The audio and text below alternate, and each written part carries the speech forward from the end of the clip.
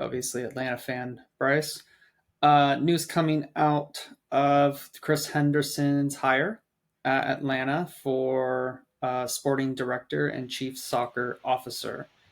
Obviously, with Miami, he is most notable for being there while Messi and the whole entire crew came. There are reports that he didn't have a ton to do with that, and that was more like at the ownership level. But still, he oversaw that. Also, oversaw in his first season a huge rebuild. I think it was like 25 or 22 new players, something insane like that, of the Miami roster, which didn't really help that first season.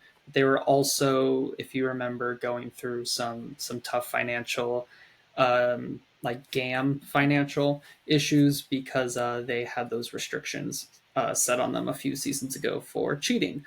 Blaise Matuidi was on a DP contract, but they Yes. reported it as not. So that's Yes. I always think of Paul McDonough, another guy that was in Yeah. Atlanta's org, just went and tanked them And or completely. and Orlando's. Yeah. Yeah, He that's how he started. Like Henderson took that job, and then those sanctions were found out while and he was he already on he the had nothing job. to do with it. He had Yeah, nothing to do with yeah, it. Let's just put that out there. But yeah, he had to navigate those sanctions, and I think he did pretty well. yeah. And like both stops, like he was with like a decade with Garth Lagerwey in Seattle, and like with a club that I would say Seattle is like a smaller version of what Atlanta is in terms of their spending level. Like they go after players, and those two guys were great. Like they won two MLS Cups. They won competitions. They brought in Lloyd Darrow, and they brought in Rui Diaz, and they hit the draft picks in the Roldan brothers, and um, like they kind of took what Siggy Schmid did with Seattle, and they took it up a notch with Smetzer, um, and then they kind of went their separate ways. Henderson to Miami, and yeah, like you said from the start, he found ways to make it work with the sanctions, but still kept a good relationship with the ownership level because he knew the Messi move was coming, but he still built a playoff roster out of like moves like getting Alejandro Pozuelo on like a really cheap trade from Toronto. Um, and yeah, looking back at that roster and with the Gonzalo Higuain days, like they were pretty successful. And like even though he maybe didn't help like Messi and friends, like he did some things that like took the club like to new levels. Like the Robert Taylor move was a big deal for him, and like Julian Gressel was like he was the guy that he knows the league very well and he knows the draft well. Like he got Yannick Bright, who was actually one of their best players down the stretch for Miami last year out of the draft last year.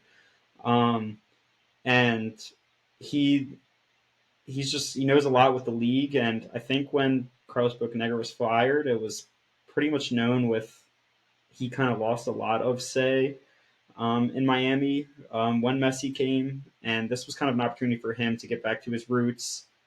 Garth is going to let him full control on the DP signings. Maybe not so the head coach right now, but whoever the head coach is eventually, like then he'll have the say. Like then he'll be grading the performance on the team. He'll be traveling with the team. So those two get back together. They get back with two open DP spots, a lot of money to spend, and this is probably the best I've felt as an Atlanta fan in a while because it feels like when Garth came in the office 2 years ago that he's always told Atlanta fans, you guys are going to hate me, but like we're not going to overturn this roster immediately because there's a lot of things that we have to organically do, and it seems like the flexibility had to be open. The contracts they had to get out of a lot of those big South American contracts are out of like Santiago Sosa, Franco Ibarra.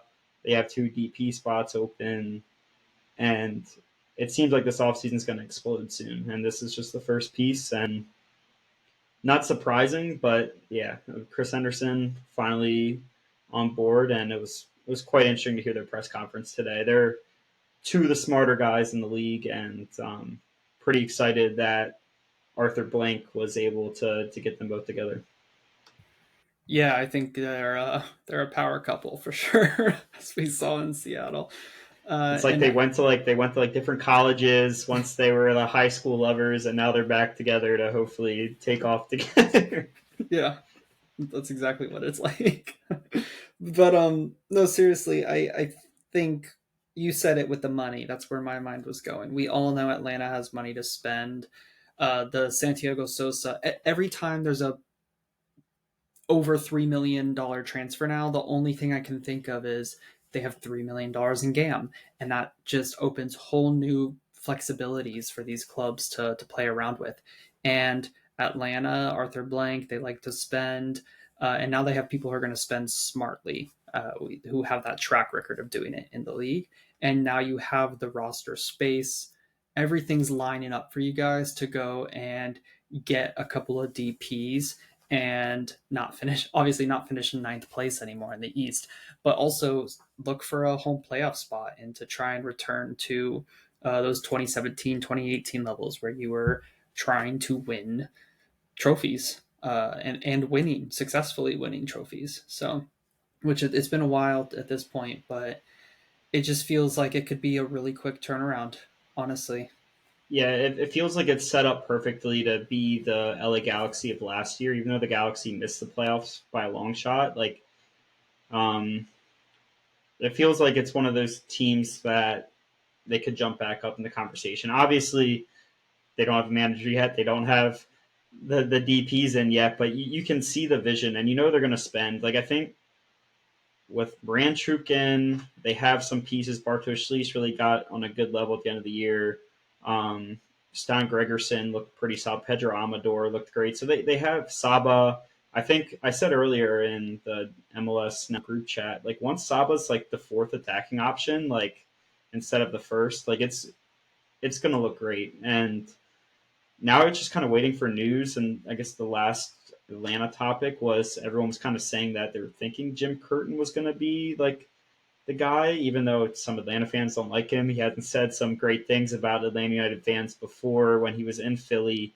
Um, but Matt Doyle came out today and said he heard that Curtin isn't in the running. Don't know if he's declined the opportunity. If you don't know if he's just a Northeast guy, don't know if it's from the Atlanta end, but it sounds like they're down to two finalists, and they wanted to get the Henderson through the line to kind of have him decide who he wants his partner to be in the process. I don't know who those two names are. Doyle hinted that everybody's going to be familiar with the name.